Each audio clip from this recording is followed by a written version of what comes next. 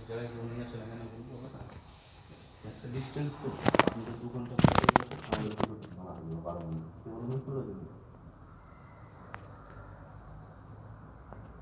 এগুলো হচ্ছে দেখার মতো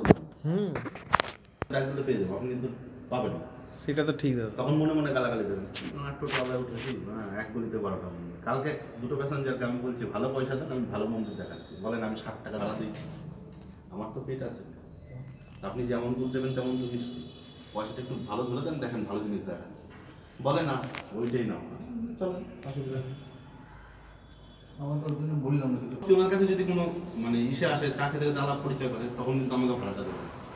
যখন আপনি ওনার চা খেতে বলবেন না দাদা চা দিয়েছে টোটালটা ভালো দিয়ে সুনাম যখন করবেন না তখন উনি বলবেন না ওই টোটালটা রেট আর্টিস্টগুলো দেখেছেন এগুলো ওইখানকার না কিন্তু সব বোম্বের আর্টিস্ট না কয়েকশো কোটি টাকা খরচ দাদা এই মন্দির কিন্তু আপনি এই মন্দিরটা যে কোনো জায়গায় দেখতে যান 20 টাকা করে পার হেড লাগবে মানে হেড লাগবে দেখতে কিন্তু এখানে ফ্রি কস্ট আবার এইখানেই আপনি পাবেন পালা নিয়ে গেছে কিছু কমিশন পেয়েছে কিন্তু একটা ভালো হোটেলে নিয়ে আপনারা পয়সা দিয়ে থাকতে এসছেন খারাপ হোটেলে থাকবেন আর এখানে 50 টাকা করে প্রসাদ পেট ভরে খাবে রান্না হবে আপনি যদি এখন বলেন আমি 4 জন খাবো 300 লোকের বাজার হয়ে গেছে আচ্ছা মানে এরা হচ্ছে মঠ মন্দির কি বলেন তো পাই টু পাই খাবার যদি ওয়েস্ট না বেশ না না বাংলা অনার্স নিয়ে পড়েছে বিদ্যাসাগর কলেজ সার্চ করেন পেয়ে যাবো কিন্তু কী করবো আর ওই যত কাস্টমার ভালো কাস্টমার আসলে আমাকে যে ভাই তুমি কারণ আমি দাদা মিথ্যা দেবো